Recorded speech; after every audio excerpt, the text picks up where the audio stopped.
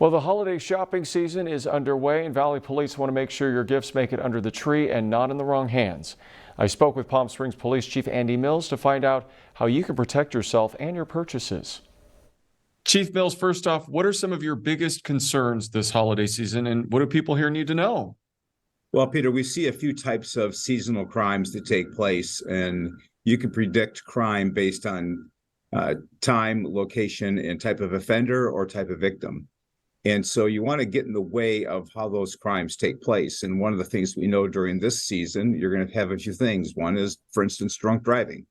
A lot of people are out partying and celebrating with their families, which we certainly want everybody to do, but to be responsible, because if you're going to drink and don't drive, it's as simple as that.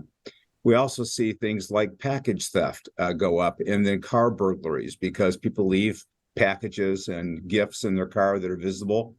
And there are people out there that will break your window and of your vehicle and take your gifts and items. And then the third, so property crime is really important, and people can prevent that.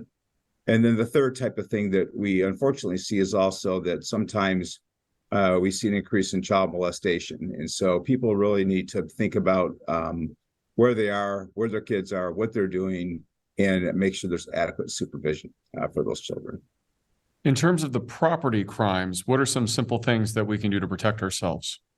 Little things like, for instance, store your packages in your trunk where they're not visible would be better than storing them in your car, or putting your car in a location that is observable wherever you might be, because it only takes a few seconds to pop out a window and snag those gifts. The third thing is you can have them delivered to your house, and make sure the delivery takes place when you're going to be home, so that packages aren't sitting on the front porch where people can unfortunately go and steal those packages. So there are a few things that we can do to prevent that. And I understand the department recently received a grant to help with smash and grabs. What is that going to be used for? So we received a $4.56 million grant. It was a competitive grant statewide. Our staff did a great job putting it together.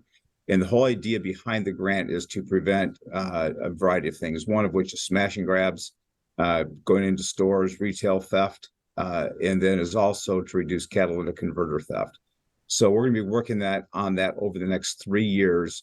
But for instance, we'll put enhanced video cameras in the downtown area. We'll put glass break tape over windows that are likely to be broken by people stealing items. And then also using tracking devices to make sure that if somebody does steal something, that we can follow it and figure out where it goes and how to intervene from there. So we're really excited about that and grateful for the state for giving us that money.